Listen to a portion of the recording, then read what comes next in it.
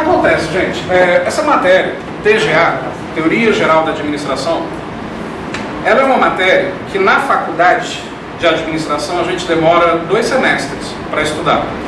Quantos de vocês aqui na sala fizeram ou fazem faculdade de administração? Então vocês dois já viram essa matéria. Foi um pé no saco, não foi? Para você não foi não? Para mim foi. O meu professor de TGA na época da faculdade, isso foi em 93, quando eu entrei na faculdade, já tem um bom tempinho, tinha 17 anos. Ele tinha mais ou menos 90 anos. Nada contra a idade avançada, tá? Mas ele foi aquele professor que provavelmente segurou o pergaminho para o Taylor e para o Fayol escreverem os primeiros livros. A aula era mais ou menos assim: abram um livro na página X, aí a gente abria. Teoria clássica, resenha até o final da aula. Aí ele dormia e marcava a prova para daí 3 semanas. Os 2 semestres inteiros foram assim. Pense numa matéria que eu odiei. Só que para concurso, primeiro que o ritmo é outro, a pegada é outra, vocês sabem muito bem disso. E eu tento explicar a TGA de uma forma bem dinâmica. A gente vai ver as 11 teorias de TGA em uma aula. Então, quer dizer, eu vou explicar 1 ano de faculdade em uma aula. Claro que eu vou explicar com foco naquilo que cai em prova e naquilo que você tem que saber. Quando a gente fala de TGA, Teoria Geral da Administração, a gente está falando dos livros de administração que foram criados para explicar a evolução das empresas desde a Revolução Industrial até os dias de hoje. Então, quer dizer, TGA é um assunto, assim como a profissão de administração, que tem 100 anos. Não tem mais do que isso. Isso cai em prova de Polícia Militar, Polícia Civil, Agência Reguladora, Ministérios, qualquer cargo administrativo tem TGA. Eu até digo que para assistir às outras aulas de administração, seja qual assunto for, seria interessante ver TGA primeiro, mesmo que não estivesse no edital, porque aí a gente entende a origem das coisas, o porquê das coisas. Então essa é uma aula essencial de início, para a gente entender o resto de administração. Então, antes da gente começar a matéria propriamente dita, na realidade a aula de hoje é uma aula de história. Eu vou contar 100 anos, um pouco mais de 100 anos de história. Então, pode ser que essa história seja um pouquinho prolongada e gere um certo cansaço, mas fica ligado, fica atento, que se você lembrar, ao final da aula, dos pontos-chave da história que eu vou marcar numa linha do tempo na cabeça de vocês, e aí a evolução das teorias, você não erra nunca mais e não precisa se dedicar muito ao estudo em casa, você vai lembrar. Então o que acontece? Como é que era o mundo antes de existirem livros de administração e antes de existir fábricas? Era feudal. Então esse sistema, ele existe desde que o mundo é mundo, até mais ou menos final do século XIX, quando alguém na Inglaterra inventa um motor a vapor. Em função do motor a vapor, surgiram as fábricas. E aí vieram os livros sobre a administração. Mas vamos falar do mundo antes disso. Na administração pública, a gente teve 3 modelos de administração pública. Não sei se vocês já estudaram isso, da parte de administração pública. O modelo patrimonialista, o modelo burocrático e o modelo gerencial, que é o atual modelo de administração pública mundial. O que foi o modelo patrimonialista? Tudo pertence ao rei, ao soberano, ao ditador, inclusive as pessoas. Modelo corrupto, modelo extremamente ditatorial, que é desde que o mundo é mundo até mais ou menos 1930. Então é um modelo que durou o planeta inteiro, né? A história do mundo inteiro. Quando existia esse modelo patrimonialista, vamos fazer uma analogia com a história do Brasil. Representantes desse modelo patrimonialista na história do Brasil: Dom João VI, Dom Pedro I e Dom Pedro II. Imperadores, ditadores, modelo patrimonialista. No caso da história do Brasil, todo mundo sabe que o Brasil era uma colônia de Portugal e fomos explorados desde a descoberta. Quando Dom João VI veio para o Brasil, por que ele veio? Porque o Brasil estava sendo invadido por outros países e era uma forma de proteger para que não explorassem o Brasil roubando de Portugal, né? E aí veio a família imperial para cá. Só que a família imperial se comportava como toda família imperial praticamente no mundo inteiro. Vocês devem lembrar de já ter visto filmes sobre Grécia e Roma Antiga, principalmente aqueles imperadores romanos, tudo mais, que só queriam saber de quê? Orgia, boa vida, bebedeira e o povo que se exploda. Com Dom João VI e Dom Pedro I não era muito diferente. A gente aprendeu até a 4ª série, 5ª série, até o 2º grau, sobre a história do Brasil, que Dom Pedro I teria sido o primeiro super-herói brasileiro. gritou independência ou morte, né, a liberdade do país, a independência do Brasil. Vocês sabem que isso foi uma mentira. O Dom Pedro I ele não declarou a independência do Brasil para o Brasil ficar livre de Portugal. Ele declarou a independência dele, para ele parar de mandar ouro e madeira para Portugal. Ele não queria voltar para Portugal, porque a família imperial no Brasil tinha prazo para ficar aqui, era para voltar. E ele não queria voltar, por quê? Lá em Portugal ele era um príncipe, sem moral. Aqui no Brasil ele era o quê? O imperador. Então, quer dizer, ele era o dono. Então, na realidade, ele declarou a independência dele. Aquela coisa dos cavalos brancos à margem do rio Ipiranga, levantando a espada, aquilo é mentira. Existe um livro chamado A História Politicamente Incorreta do Brasil, de um pesquisador que, embora de forma cômica, mas ele fez uma pesquisa séria. Dom Pedro I teria declarado a independência quando ele estava fazendo uma viagem em cima de um lombo de um burro, nem de um cavalo, com poucos guardas fazendo a segurança dele, e ele estava com diarreia. E aí ele foi até o meio do mato fazer as necessidades dele. Nesse momento que a gente faz o número 2, não é o momento que a gente mais reflete na vida sobre as coisas? Ele refletindo, ele pensou: não vou mandar mais ouro e madeira para Portugal, não. O Brasil está independente. Só foi isso, não teve levantar a espada, aquela coisa toda das pinturas, nada disso existiu. E ele parou de mandar ouro e madeira para Portugal. Mas olha só, a partir do momento que o cara decide parar de mandar ouro e madeira para Portugal, sendo que Portugal não soube que ele decidiu isso, não aconteceu nada. Então, quer dizer, ele simplesmente parou de mandar e assim ficou. Só que ele pôs no mundo um cara chamado Dom Pedro II, que assumiu o governo depois dele. O Dom Pedro II era diferente do pai. Era alguém família, cheio de valores, ético, moral, pensava na população. Tanto é que na gestão do Dom Pedro II, o que a princesa Isabel faz? Assina a Lei Áurea, escravos livres. Claro que já existiam movimentos abolicionistas antes disso, lei do sexagenário, lei do ventre livre, vocês já estudaram tudo isso. Mas se Dom Pedro II não quisesse, a princesa Isabel não tinha assinado a Lei Áurea. Então, quer dizer, olha como Dom Pedro II era um visionário para aquela época. Por que foi a princesa Isabel que assinou a Lei Áurea e não Dom Pedro II? Porque Dom Pedro II permitiu. Porque ele queria que a mulher já se emancipasse naquela época. Permitindo a princesa Isabel assinar a Lei Áurea, de alguma forma é a mulher se emancipando. O cara já era muito à frente do seu tempo, porque o machismo, que é uma praga que dura até hoje, naquela época era muito pior. E ele era totalmente contra o machismo. Só que quando os escravos são libertados no Brasil e no resto do mundo, mais ou menos na mesma época, isso gerou um caos na economia. Claro que os escravos tinham que ter sido libertados. Aliás, não deviam nem ter sido escravizados. Mas libertá-los em 1888 foi um erro. Por que foi um erro? Como que era a economia brasileira e mundial da época? O imperador, senhores feudais e escravos. E a população, plebeus, gente pobre que mal tinha como sobreviver. A população era essa, no mundo inteiro. Para pensar, você tem os senhores feudais como base que sustenta o governo e consegue controlar escravos e plebeus para não se manifestarem. A partir do momento que os escravos são libertados, quem é que se revolta contra o regime? Os senhores feudais se revoltam, perderam a mão de obra. Com isso, você perde força no governo, porque a base do governo eram os senhores feudais. E aí o que acontece? Olha a ingenuidade do Dom Pedro II. Ele vira para os senhores feudais e fala: reconheço, vocês agora não têm mais lucratividade, não têm mais escravos, enfim. Mas as fronteiras do Brasil continuam sendo invadidas por outros países. Eu preciso ampliar o exército e a marinha, porque a aeronáutica nem existia na época. O que o Dom Pedro II faz? Dá para os senhores feudais títulos militares. Os senhores feudais começam a virar generais, marechais, e por aí vai. Olha a ingenuidade. Ele coloca armas, exércitos e dinheiro na mão de senhores feudais revoltados porque os escravos foram libertados. O que esses senhores feudais, que agora são generais, fazem? Se juntam, se rebelam contra o governo e acabam expulsando a família imperial de volta para Portugal. Acaba o Brasil Império, surge o Brasil República. Quando surge o Brasil República, olha a diferença. Quando o poder está na mão de um imperador, o cara não tem poder vitalício, então ele não tem pressa para roubar, ele rouba quando ele quiser.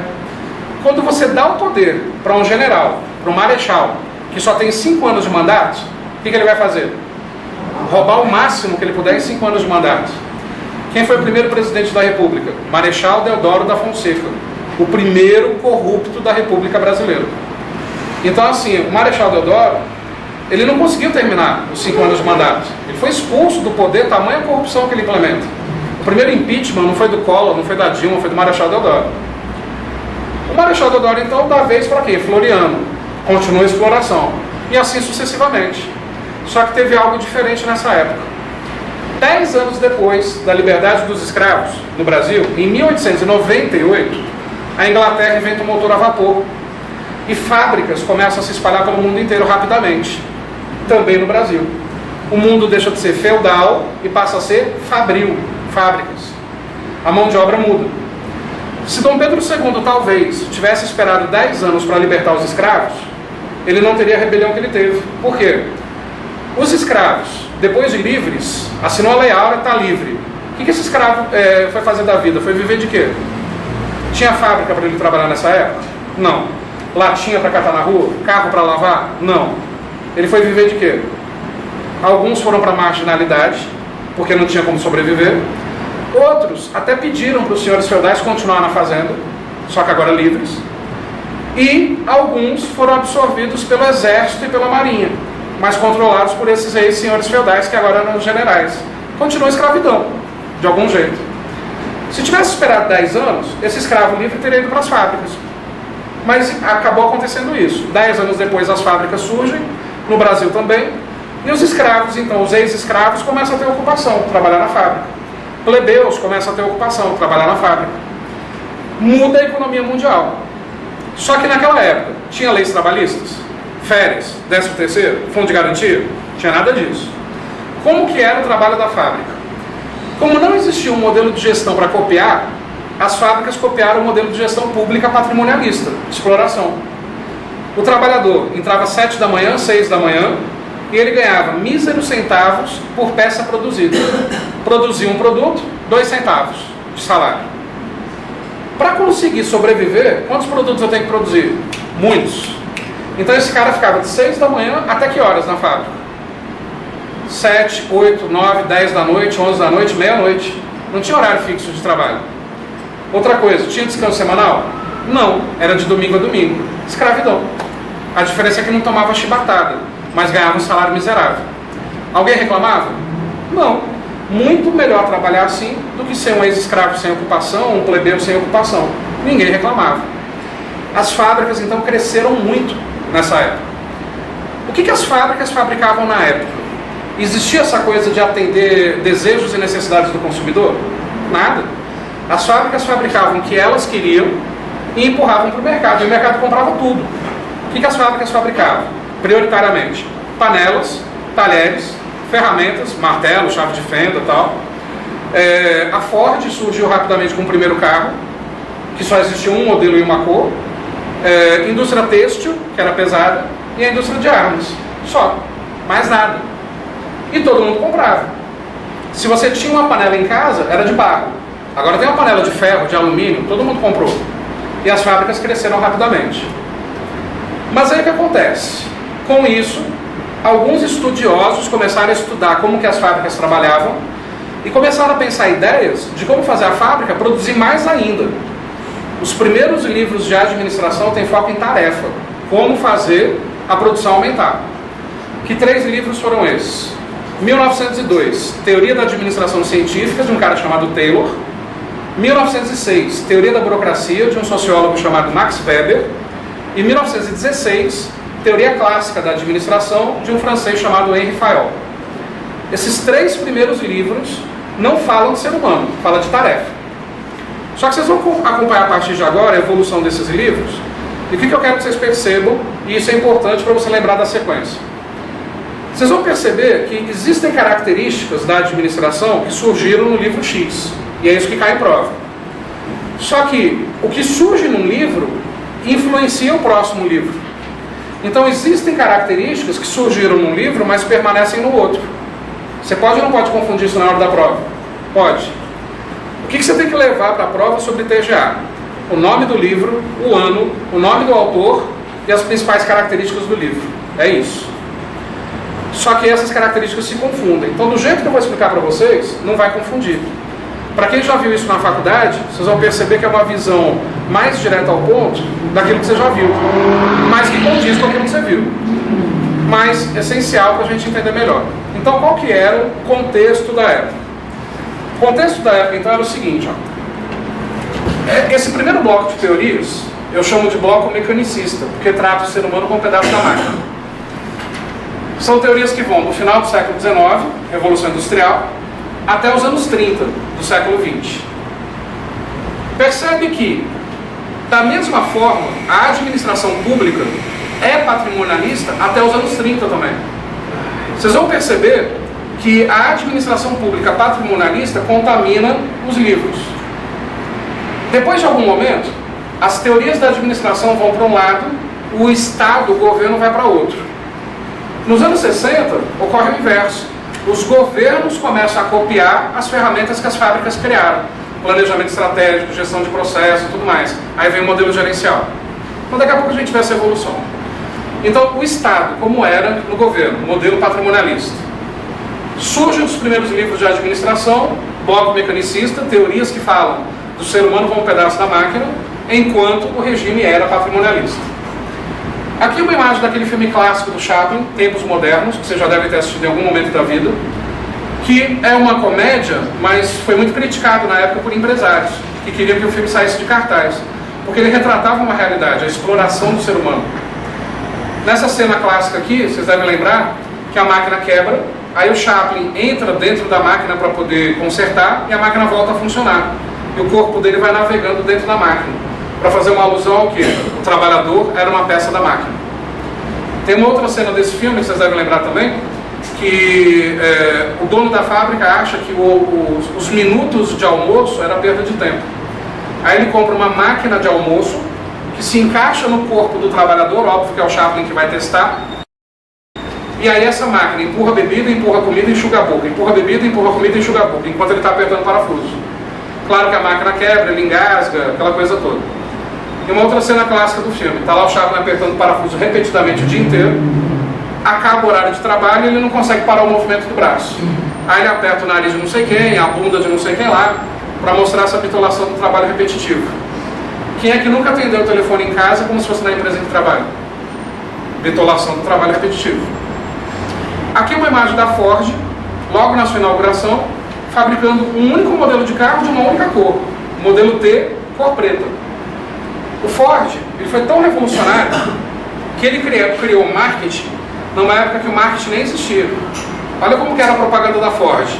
Agora você tem a opção, compre um Ford, desde que seja do modelo T da cor preta.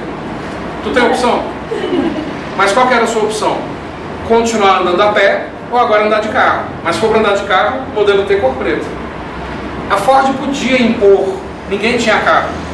Hoje, uma fábrica pode impor um único modelo de uma única cor?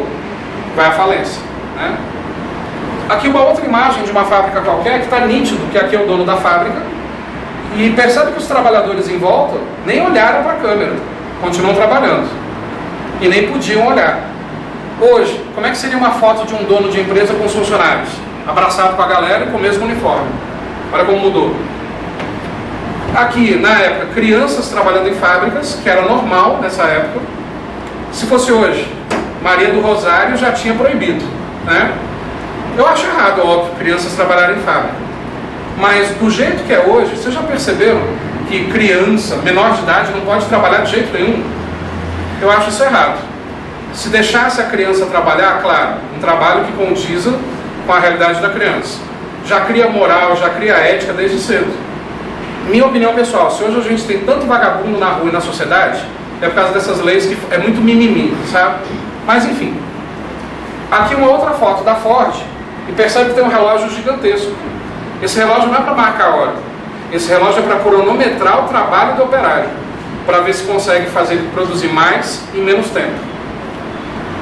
Aqui uma imagem da Primeira Guerra Mundial, pequenos tanques, mostrando baixa tecnologia. E rapidamente para a Segunda Guerra Mundial um avanço tecnológico enorme com a bomba atômica. Esse avanço tecnológico foi por causa da industrialização. E aqui uma imagem do Getúlio Vargas para ilustrar o final dessa época, anos 30, onde no governo Getúlio Vargas assume e muda o modelo de administração pública brasileira, de patrimonialista para burocrático. Quando o Getúlio Vargas cria o modelo burocrático, foi por influência de uma teoria da administração, de uma TGA, chamada Teoria da Burocracia, do Max Weber. Então percebe, eu vou começar a misturar as coisas onde a gestão pública se mistura com a gestão privada. E muita coisa não dá para separar, não dá para distinguir. Dentro desse contexto, então, quais foram as teorias que surgiram? O primeiro livro de administração foi esse livro aqui, de 1902, Teoria Científica, desse americano chamado Frederick Taylor. O Taylor, ele era um engenheiro nos Estados Unidos, e o que ele fez? Ele entrou em 5 ou 6 fábricas e ficou observando. E foi fazendo suas anotações para escrever esse livro. Para quem já fez TCC em faculdade, vocês lembram daquele capítulo Metodologia Científica, que era no SAP?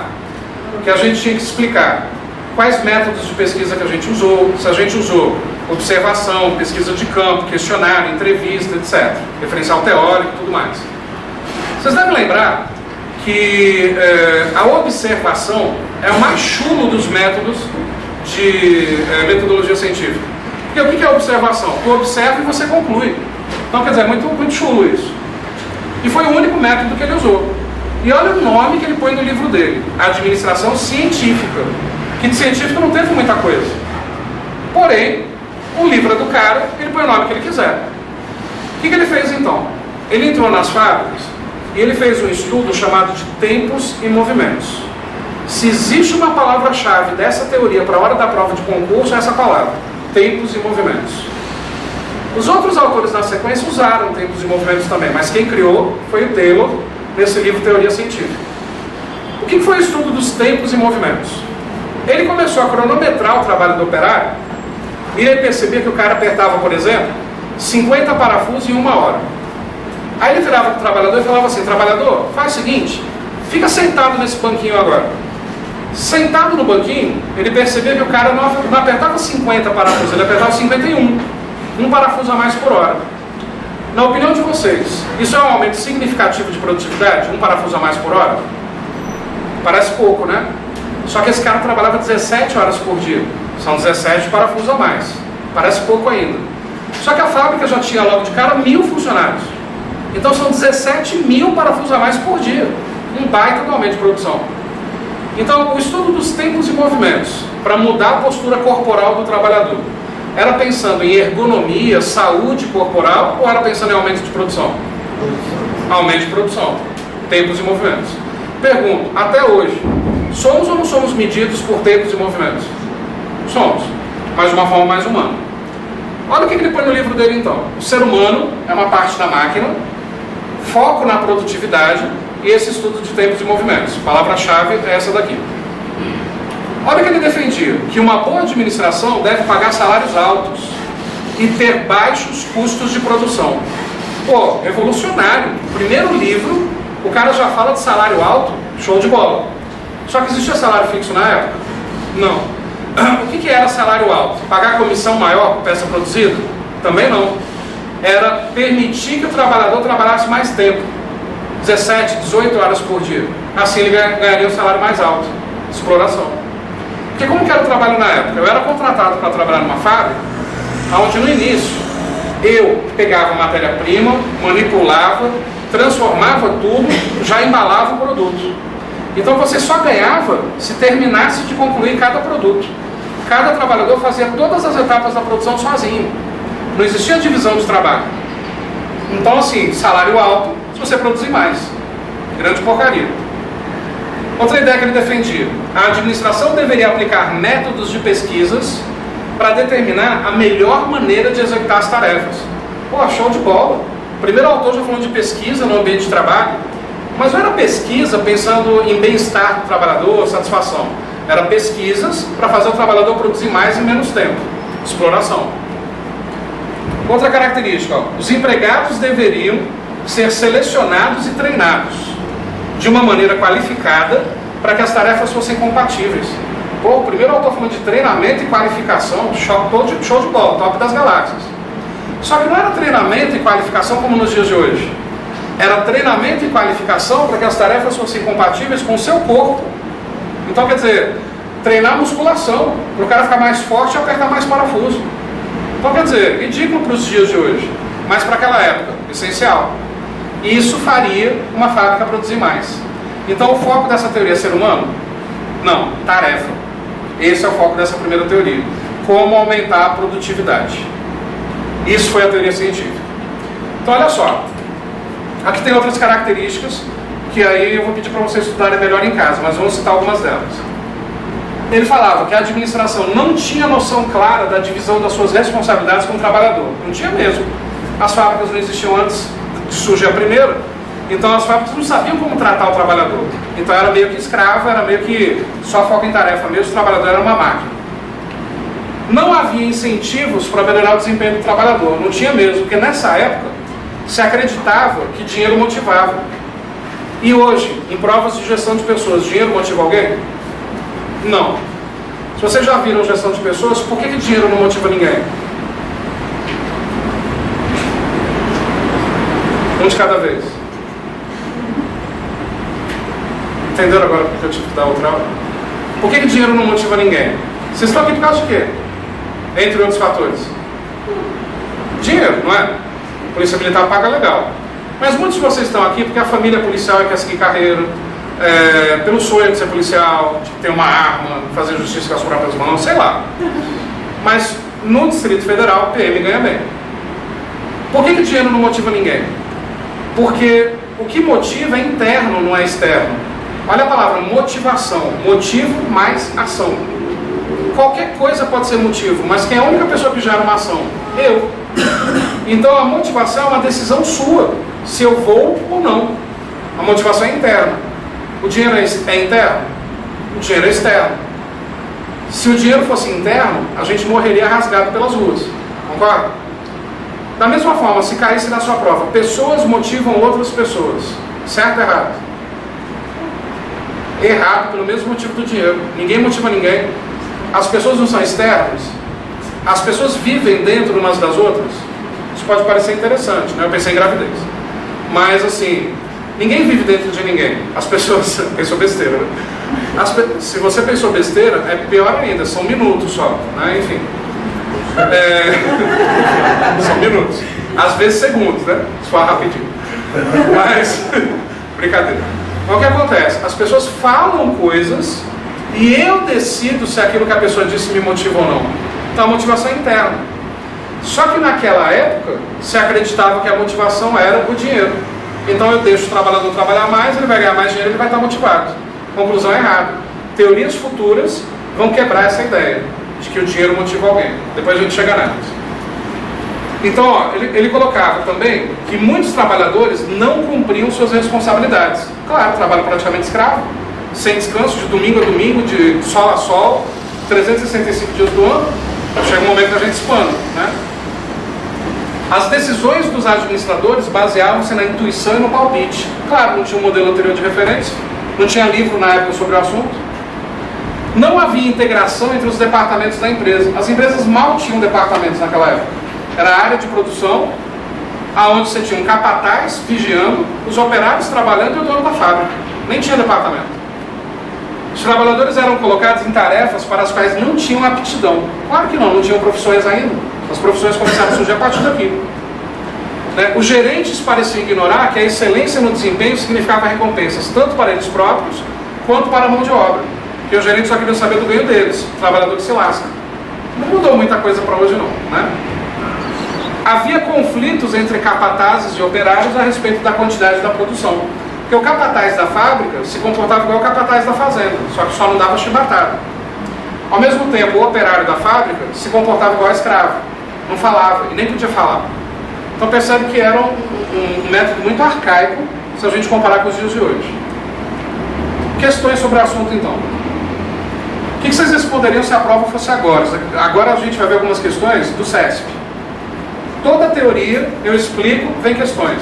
Explico, vem questões. Então fica bem prática, fica bem dinâmica a aula. Essa questão aqui, ela cita uma teoria que eu ainda não expliquei, mas o que vocês responderiam? A teoria chamada de administração clássica, escrita por Fayol, foi a pioneira no sentido de investigar cientificamente o trabalho do operário nas fábricas e com isso definir novos conceitos para o aumento da produtividade. Por que errado? Porque a primeira que estudou cientificamente foi a do Taylor na administração científica, não é isso? Pois é, isso eu falo para vocês que essa questão está correta. Por que ela está correta? Porque vocês vão perceber durante as aulas que eu não só explico a teoria, a matéria, eu também vou dando dicas de técnica de estudo e de pegadinha. Eu também dou aula de técnica de estudo, eu faço acompanhamento individual. Eu não chamo isso de coaching, porque coaching é a palavrinha da moda e hoje qualquer porcaria é coaching. Isso é uma enganação. Para ser coaching de concurso, primeiro você tem que ter passado em vários concursos dentro do número de vaga, para poder mostrar para as pessoas como é que se faz isso. Eu passei em 7. E outra, você tem que conhecer o assunto. Hoje não, qualquer um é coach, né? Vocês já perceberam isso daí. Vou explicar para vocês interpretação de texto na hora da prova. Se a questão parasse aqui, ao invés de vírgula fosse ponto final, ela estaria realmente errada. Por quê? Porque a pioneira, no sentido de investigar cientificamente o trabalho do operário nas fábricas, não foi a clássica do Fayol, foi a científica do Taylor. Só que a questão continua. E com isso definir novos conceitos. Como é que a primeira teoria define novos conceitos? A primeira teoria define conceitos. Perdão. Você concorda que novidades só pode vir depois da primeira? Por isso que estão corretas. E lembra que eu falei que as 3 primeiras teorias, todas têm essa característica de tratar o trabalhador como um pedaço da máquina? Todas elas fazem estudos de tempos e movimentos. Então, quer dizer, a pergunta da questão não é se a clássica do Fayol foi a primeira a fazer tempos e movimentos. Essa ela foi a primeira a fazer tempos e movimentos e com isso definir novidades. Isso ela foi a primeira. Então, nesse caso, a questão correta. Só que vai ficar mais claro para vocês quando eu explicar a teoria clássica do Fayol. Aí eu volto nessa questão. Daqui a pouquinho a gente chega lá. Outra. Na administração científica, baseada na teoria de Taylor, a supervisão funcional é uma característica fundamental. A maior crítica a essa abordagem é o seu aspecto mecanicista, que enfatiza a caracterização do homem como peça de uma engrenagem, perdendo de vista a individualidade de cada um. Certo ou errado? Outra dica de técnica de estudo e resolução de questões. Vocês viram que eu li de uma vez só. É igual vocês fazem na hora da prova. Quando você lê de uma vez, principalmente um assunto que você não domina, você lê e não entende nada. Concorda? Você vai ter que ler de novo. Só que aí você lê de novo inteiro de novo. E vai ficar lendo e não vai entender. Se você desmembrar, jogar frase por frase, fica bem mais fácil. Quer ver? Olha a mudança. Na administração científica baseada na teoria de Taylor. A científica era de Taylor mesmo? Porque a banca pode mudar o nome de autor e o nome de teoria. Então até aí correto. A supervisão funcional, supervisão da execução das funções, é uma característica fundamental. Lá no filme do Chaplin, o supervisor ficava fiscalizando os 1000 funcionários, olhando ali de cima e por uma câmera. Então até aí está correto. A maior crítica a essa abordagem é o seu aspecto mecanicista. É mecanicista mesmo? Tanto é que trata o trabalhador como um pedaço da máquina. Correto. Que enfatiza a caracterização do homem como peça de uma engrenagem, perdendo de vista a individualidade de cada um. Ninguém pode falar nada, ninguém pode nem questionar. Perde a individualidade. Questão certa ou errada? Correto. Percebe a diferença quando você desmembra e quando você lê de uma vez só? Na hora da prova façam isso. Treinando em casa, façam isso para se acostumar. Beleza? Então essa foi a primeira teoria científica do Taylor, tempos e movimentos. Um único trabalhador fazia todas as etapas da produção. Quando a gente chega em 1906, esse sociólogo, chamado Max Weber, escreve Teoria da Burocracia. Olha só, o cara era sociólogo. Então ele vai escrever só sobre as fábricas? Não. Ele também escreve sobre o quê? Uma crítica ao governo. Qual era o modelo de governo da época? Patrimonialista. No mesmo livro, ele critica o modelo patrimonialista e ele sugere melhorias para as fábricas produzirem ainda mais. A palavra burocracia, a gente não interpreta, fica à vontade, a gente não interpreta como algo lento, ruim, desnecessário. Para os dias de hoje, sim. Algo que gera lentidão. Só que para pensar, o que é burocracia? Não é excesso de leis, regras, normas, procedimentos? Na época, o modelo patrimonialista não era corrupto? Como é que se elimina a corrupção do governo? Leis severas. Tudo bem que no Brasil tem leis severas que não funcionam, mas a gente que vê na prova é teoria. Na hora da prova, é o mundo maravilhoso da teoria florida, onde tudo funciona, né? Então, a burocracia é linda, ela é maravilhosa, porque a ideia é eliminar a corrupção. Isso para governo. Nesse mesmo livro, ele sugere um monte de coisa para as fábricas. O que ele sugere? Primeira coisa, divisão do trabalho. Não foi o Weber que inventou a divisão do trabalho, isso existe desde a pré-história, onde numa tribo, você já tem divisão do trabalho ali, intuitiva. Mas a primeira pessoa a colocar isso num livro de administração foi o Weber. Então, obrigado. Se cair em prova, divisão do trabalho é de qual livro?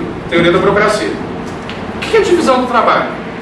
Ao invés de um único operário fazer todas as etapas, você vai ter um operário que pega a matéria-prima, o outro que separa, o outro que manipula outro pedaço, o outro que embala. Quantas peças a gente consegue produzir num dia se tiver divisão do trabalho?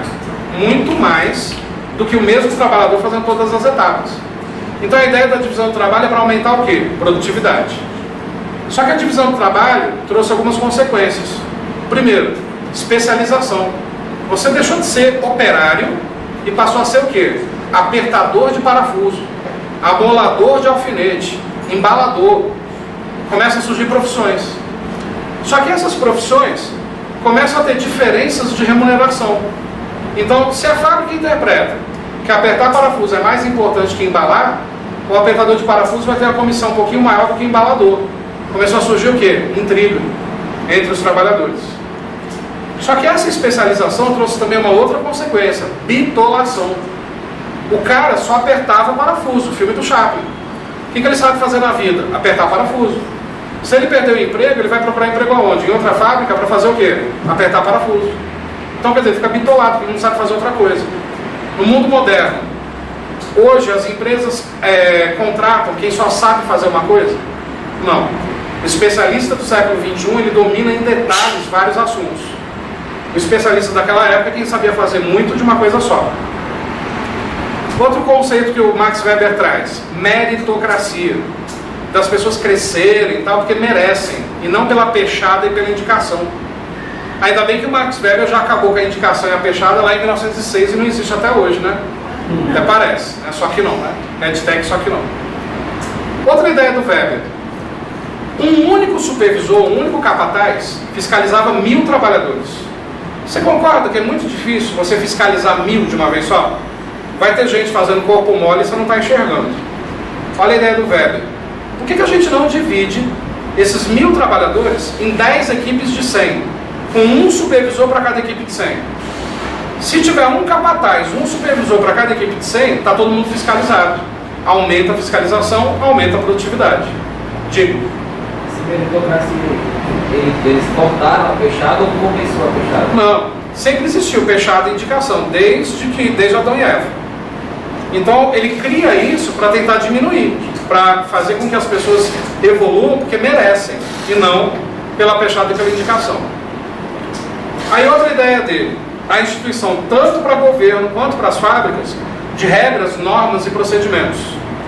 Para os governos, leis severas que eliminem a corrupção. Para as fábricas, regimentos internos.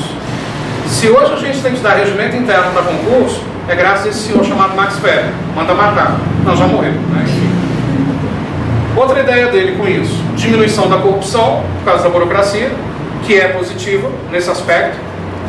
Racionalidade, isso é, todas as decisões serem tomadas com base na razão, sem emoções.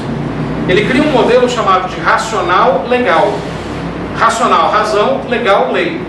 Então, quer dizer, só prevalece a lei e a razão, sem emoções, sem improviso. E por fim, a eficiência. Sempre cai em prova a diferença de eficácia e eficiência. Que todo mundo acha que sabe, mas na hora da prova erra. Nessa época aqui não se falava de eficácia, ela não existia ainda. Era só eficiência. Hoje, qual é a interpretação que vocês têm de eficácia e eficiência? Um de cada vez. Eficácia é fazer bem feito, eficiência é fazer bem? Não. É o inverso. Eficácia é chegar no resultado, fazer, e eficiência, fazer melhor. Em que sentido? Ser mais econômico, mais rápido, menos recursos, menos mão de obra. Então, a eficácia está ligada ao objetivo. A eficiência está ligada ao meio, à forma que a gente vai fazer. Só que naquela época não se falava de eficácia. Qual era o objetivo de uma fábrica? Ela não tinha objetivo. A meta era atingir a meta. E chegando na meta, dobra a meta. Quem bem famosa falou isso recentemente? Dona Dilma. Gente, é ridículo uma gestora de um país falar isso. Quando chegar na meta, dobra a meta. Primeiro, qual é a meta? Nem ela sabe. Nunca soube, né? E dobrar a meta, você concorda que muitas vezes atingindo uma meta, eu posso até superar, mas dobrar talvez não. Quando nos é colocado uma meta impossível de atingir, você se motiva? Você se desmotiva. Então quer dizer, isso não é frase de gestão. Nessa época não tinha meta. A meta era fabricar o máximo possível, porque tem venda para ser feita, e todo mundo vai comprar. E todo mundo comprava. Então qual era o objetivo? O máximo. O que é a eficiência weberiana? A eficiência do Max Weber. O excesso pelo excesso. Ser eficiente é fazer o trabalhador trabalhar 20 horas por dia, se possível. Ser eficiente é produzir o máximo possível. Ser eficiente é dobrar a meta, mesmo não sabendo qual é a meta. Isso é eficiência weberiana, que depois é corrigida no livro Teoria Neoclássica do Peter Drucker. Depois a gente vê melhor. Então, se a questão falar eficiência weberiana, não é economia, é excesso. Mais e mais e mais e mais e mais. Beleza? Isso é a teoria da burocracia, que para os dias de hoje pode ser ruim, porque gera lentidão. Mas para a época é maravilhoso, porque não existia regra de nada. Então ela cria regras, cria leis, cria normas. Palavras-chave, vocês grifarem aí. Quase todas, mas principalmente. Divisão do trabalho, meritocracia, divisão em equipes menores e racionalidade. São as principais a serem grifadas. Sempre as bancas vão associar questões de teoria da burocracia a essas palavras que eu pedi para vocês grifarem. Beleza? Continuando então. Questões. A teoria da burocracia, influenciada por Max Weber, pressupõe que burocracia é uma forma de organização humana que se baseia na racionalidade. Até aí, certo ou errado? Tanto é que está escrito racionalidade como palavra-chave. Isto é, na adequação dos meios aos objetivos pretendidos. Em outras palavras, pego o que eu tenho para me virar para chegar no resultado. Hoje é diferente. Empresas modernas não é pegar o que eu tenho para me virar com o resultado, é adequar o resultado àquilo que eu tenho. É mais humano. Então até aí correto. A fim de garantir a máxima eficácia possível no alcance desses objetivos. Certo ou errado? Errado. Não é a máxima eficácia, é a máxima eficiência. Eficácia não existia. Por isso que eu pedi para grifar as palavras-chave. Está percebendo? TGA para concurso, lembrou das palavras-chave, você mata as questões. Beleza? Então, nesse caso, a questão é errada por causa da eficácia. Se fosse eficiência, estaria correto. Outra. A teoria da burocracia, de Max Weber, se caracterizava por propor organizações informais e flexíveis. Certo ou errado? Informais, sendo que a burocracia gera formalidade. Flexíveis, não, é ao contrário. Organizações formais e inflexíveis, que está errado. Para os dias de hoje tem que ser inverso, tem que ser informal e flexível, mas para aquela época não.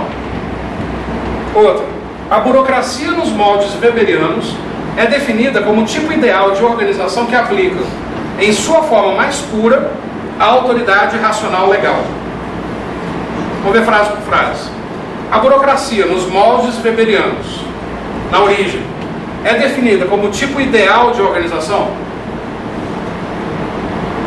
Se você comparar para os dias de hoje, você vai colocar que está errado. Só que a questão está fazendo uma comparação com os dias de hoje, ela está falando para a época. Para a época era ideal, porque só tinha corrupção. Então, para a época é ideal. Essa é a pegadinha dessa questão. Que aplica em sua forma mais pura a autoridade racional, razão, legal, legalidade. Razão e lei. Certo ou errado? Questão correta. Isso é a teoria da burocracia do Max Weber. Até aqui tranquilo? Aí então avançamos agora para 1916. Em 1916, esse francês chamado Henri Fayol escreve Teoria Clássica da Administração. Percebe que agora a gente teve uma distância de 10 anos do segundo livro para o terceiro livro. E em 10 anos muita coisa aconteceu. Olha só, a galera que trabalhava nas fábricas no começo eram ex-escravos, ex-plebeus, gente muito pobre, que não reclamava do trabalho praticamente escravo na fábrica. Por quê? É melhor trabalhar na fábrica 20 horas por dia do que morrer de fome. Só que o que os trabalhadores começaram a fazer? Todos os trabalhadores moravam no campo. As fábricas começaram a ser constituídas longe do campo. Então o cara trabalhava 18 horas por dia. Só que ele levava 2 horas para chegar na fábrica, a pé, ou de cavalo, ou de jumento, e mais 2 horas para voltar. Então se eu trabalho 18 horas por dia, levo 2 horas para ir, 2 para voltar, 22 horas. Quantas horas eu tenho de sono? 2. Esse trabalhador estava quase morrendo. Então ele começou a fazer o quê? A montar barracos ao redor da fábrica, para poder dormir um pouco mais. Esses barracos ao redor da fábrica, lentamente, foram se transformando em quê? Cidades, com infraestrutura, delegacia, hospital, padaria, escolas. Os filhos da Revolução Industrial tiveram acesso a algo que os pais não tiveram. Foi o quê? Educação. Os filhos foram para a escola. E esses filhos começaram a trabalhar nas fábricas em 1908, 1907, 1910. Quando a gente chega em 1916, a mão de obra que trabalhava nas fábricas foi a primeira geração ou já é a segunda geração? É a segunda, que teve acesso a estudo, que começaram a se rebelar com essas injustiças. A gente sabe que as pessoas, quanto mais estudo tem, mais se rebelam. Quem não se rebela é porque é ignorante. E com estudo você deixa de ser ignorante. Essas pessoas começaram a se rebelar. Em 1915, 16, começam a surgir os primeiros sindicatos, as primeiras greves, as primeiras rebeliões. Começa a existir um clamor por leis trabalhistas, que ainda não aconteceram nessa época. Nesse contexto, esse francês chamado Fayol escreve teoria clássica. Só que o cara era francês, as outras teorias são americanas. O que acontece então? Um francês escrevendo sobre a administração, o livro não vingou, porque as empresas europeias usavam as ideias dos americanos. O que o Fayol fez? Pegou um monte de livro que ele não conseguiu vender, pegou um navio e foi para os Estados Unidos. E começou a fazer palestra nas fábricas com as suas ideias. As empresas americanas começaram a adotar as ideias do Fayol. Quando as empresas americanas começam a adotar as ideias do Fayol, o que o mundo inteiro faz? Adota também. Aí o livro estourou de vender. O que foi a teoria clássica do Fayol? Percebe que o contexto é outro. Já tem trabalhador se rebelando. Isso se reflete no livro dele. Quer ver? Primeiro, o que o cara cria? Departamentalização. Dividir a empresa em departamentos. Até então isso não existia. O que ele cria? Um único critério. Departamentalização funcional. Separar a empresa em funções. Área de vendas, área de compras, área de marketing, área financeira.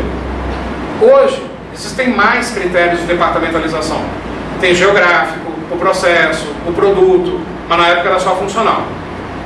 Lembra que eu falei para vocês que uma teoria influencia a próxima? O Max Weber, o autor anterior, não dividiu a empresa em equipes menores? Então olha a ideia do Fayol. Se as empresas estão divididas em equipes menores, por que eu não chamo todas essas equipes que trabalham na área de produção, eles juntos, de departamento de produção? E coloco para esse departamento um gestor, um administrador. Essa profissão de administrador que eu escolhi para mim, que alguns de vocês escolheram para vocês, tem 101 anos. Ela foi criada em 1916 pelo Fayol. Só que o papel desse administrador não é igual ao do supervisor que fica só fiscalizando. É um papel de gestão. E o que ele determina para esse administrador? Que esse administrador tem que executar 5 funções básicas. Que 5 funções são essas? POC3. O que é o POC3? Prever, organizar, comandar, controlar e coordenar. Que hoje, na nomenclatura moderna, se transformaram em quê? Planejamento, direção, organização, controle e avaliação. Que está em todos os editais essas funções. Prever virou planejamento. Organizar continuou sendo organizar. Controle continuou controle. Agora, comando e coordenação não é a mesma coisa que dirigir pessoas? Comandar e coordenar? Comandar e coordenar virou direção, para a linguagem de hoje. Então as funções do administrador e o papel do administrador foram criados por Fayol. Isso pode cair em prova. A departamentalização foi criada por Fayol, influenciada pela divisão da empresa em equipes menores do Max Weber. Outra ideia é que ele sustenta divisão do trabalho. Mas quem colocou a divisão do trabalho primeiro no livro? Foi o Fayol ou foi o Max Weber? Foi o Max Weber. O pai da ideia para os livros de administração é o Weber, mas o Fayol continua defendendo a ideia. Ele defende também a questão de autoridade, disciplina, unidade de comando, você responder a um chefe só. Hoje, na maioria das organizações, você só tem um chefe. Hoje é muito cacique e pouco índio. Naquela época, era manda quem pode, obedece quem tem juízo. Outras características: unidade de direção, todos esses gestores falarem a mesma língua. Subordinação dos interesses individuais ao interesse geral, isso é, os sonhos de vida do trabalhador não interessam. O que interessa é o lucro da empresa. Hoje é o inverso. Se vocês já estudaram gestão de pessoas, se não viram, deveriam ter visto o seguinte: o que é a gestão de pessoas moderna? Para que serve uma empresa? Olha na teoria como é diferente da prática. Na teoria, que é o que cai em prova, as empresas existem para fazer funcionários felizes. E, em consequência, o que os funcionários devolvem para a empresa? Resultados. Tu já trabalhou em uma empresa preocupada em te fazer feliz? Para, consequentemente, você devolver resultados? O que cai na prova em teoria é lindo e maravilhoso. Isso é a gestão de pessoas moderna. Empresa existe para fazer colaboradores felizes. E de volta, você vai devolver resultados porque você vai querer honrar aquilo que a empresa está fazendo por você. Se é no Brasil, o que o trabalhador brasileiro faz? Monta e não faz nada, né? Claro, estou generalizando, tem muita gente que faria. Outras características que ele defende: remuneração. Ele começa a falar de salário fixo. Porque ele era bonzinho? Não, porque ele começou a ver a movimentação do trabalhador, começando a fazer greve. Então, pera lá, eu tenho que ceder alguma coisa para o trabalhador também. Ele defende a ideia da centralização, mas permitindo já alguma descentralização, o trabalhador poder tomar alguma decisãozinha, mesmo que simples. Que tipo de decisão simples o trabalhador poderia tomar agora? Eu posso usar a chave de fenda azul ou a chave de fenda vermelha. Grande decisão, mas já é alguma decisão, porque nem isso o trabalhador podia decidir. Linha de comando clara, ordem e hierarquia. Por outro lado, olha a humanização agora. Ele defendia a equidade, cada trabalhador ser tratado como igual. Embora o apertador de parafuso para a empresa pode ser mais importante que o embalador, tem que ser tratados como iguais. Então olha só o olhar humano. Ele defendia estabilidade dos funcionários, parar de ameaçar o trabalhador de ser mandado embora à toa, porque isso é desmotivador. Ele defendia a ideia de dar alguma iniciativa para o trabalhador, mas conduzida de perto, e um certo espírito de equipe. Não trabalha em equipe ainda, mas já algum espírito de equipe. Percebe? É uma teoria focada em tarefa, fria, mecanicista, mas já começa a humanizar. Por quê? A próxima teoria, daqui a pouco que a gente vai ver, já humaniza de vez, já deixa de ter foco em tarefa. Percebe o que eu falei no começo da aula? Cada teoria influencia a próxima, positiva ou negativamente. Talvez a próxima teoria surja, influenciada por essa, para ser totalmente contra essa, mas é uma influência. Até aqui tranquilo? Então, com base nisso, antes da gente ver as outras questões, deixa eu voltar para aquela questão que eu falei para vocês, por que ela está correta. Agora vocês já conseguem avaliar melhor. A teoria chamada de clássica do Fayol foi a pioneira, no sentido de investigar cientificamente o trabalho do operário nas fábricas e, com isso, definir novos conceitos para o aumento da produtividade. Olha as novidades que o Fayol trouxe: departamentalização, o papel do gerente e do administrador, o POC3. Isso foi coisa muito nova. Mas, Wendel, a teoria da burocracia não trouxe novidade? Não. Apenas ajustou. Divisão do trabalho. Isso existe desde a pré-história. Meritocracia, leis, regras, normas e procedimentos não são novidades, são coisas lógicas que foram implementadas. Novidade mesmo é criar departamento, o papel do gerente, nada disso existiu. Por isso que essa questão está correta. Ficou claro agora o porquê dela ser correta?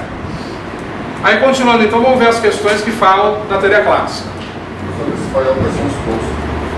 Palavras-chave do Fayol? Cara, eu colocaria praticamente tudo, mas as principais mesmo: departamentalização, funções do administrador, unidades de comando, equidade, e estabilidade dos funcionários. São as principais. Beleza? Vamos aprofundar um pouco mais nisso, antes de ver questões. Segundo o Fayol, quais são as funções básicas de qualquer empresa daquela época? Toda empresa tem que ter funções técnicas. O que são funções técnicas? Relacionadas com a produção dos bens ou dos serviços da empresa.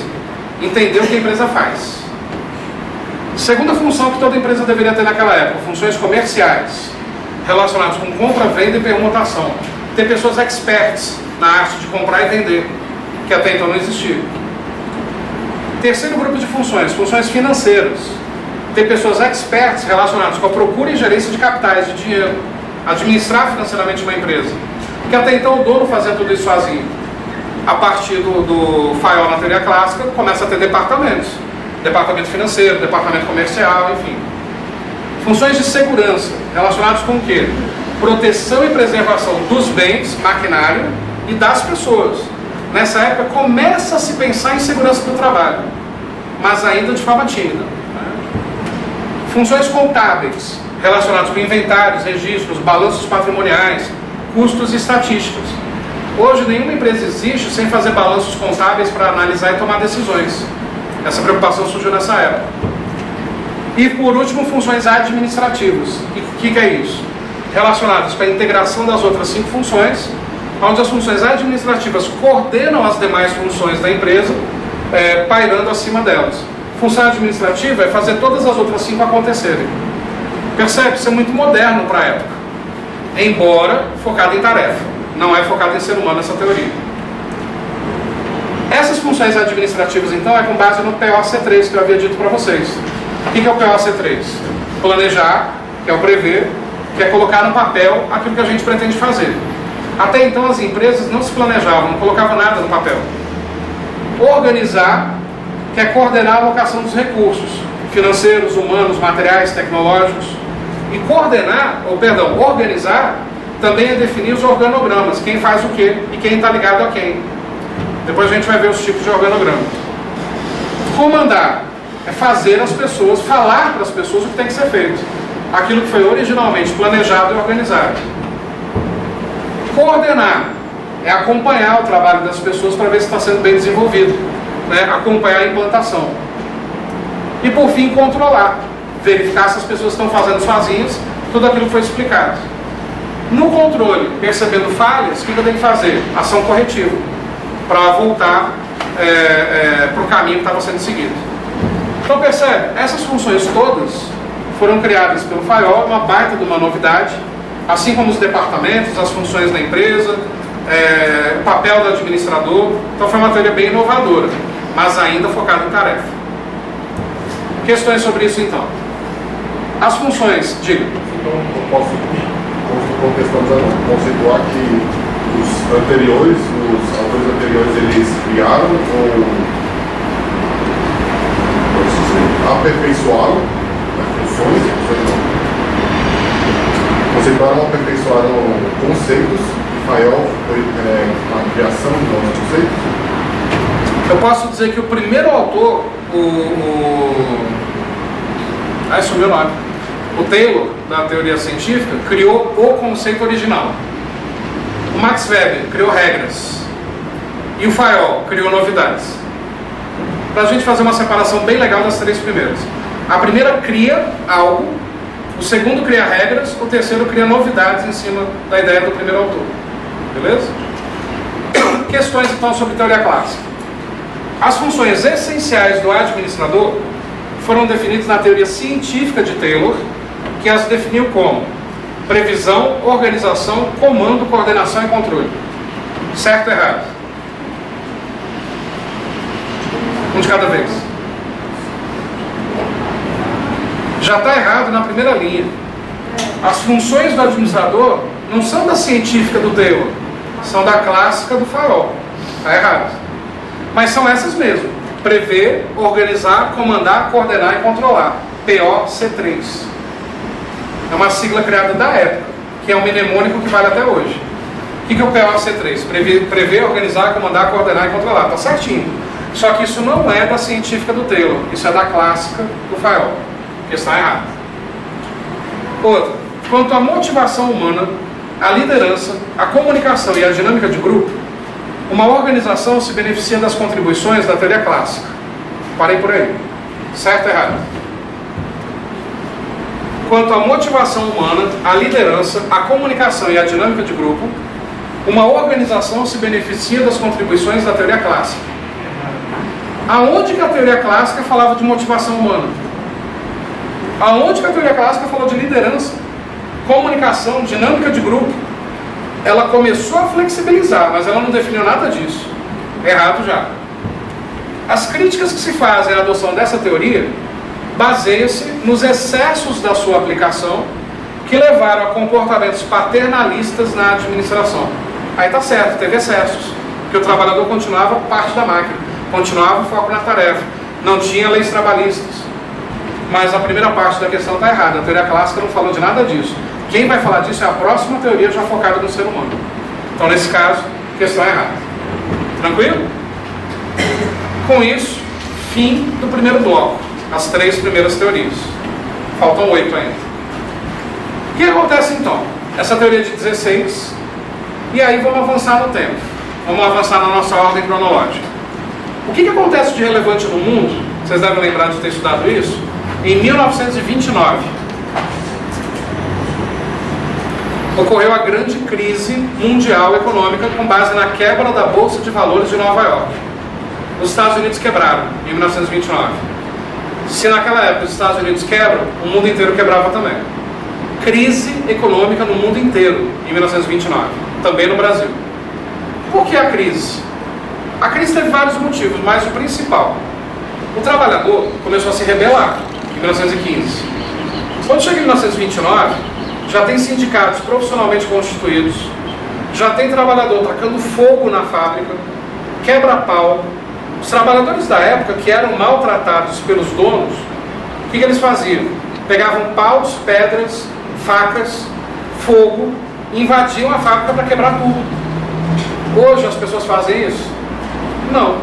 As pessoas fazem isso aonde? Lá no Congresso, mas não onde deveria ser feito.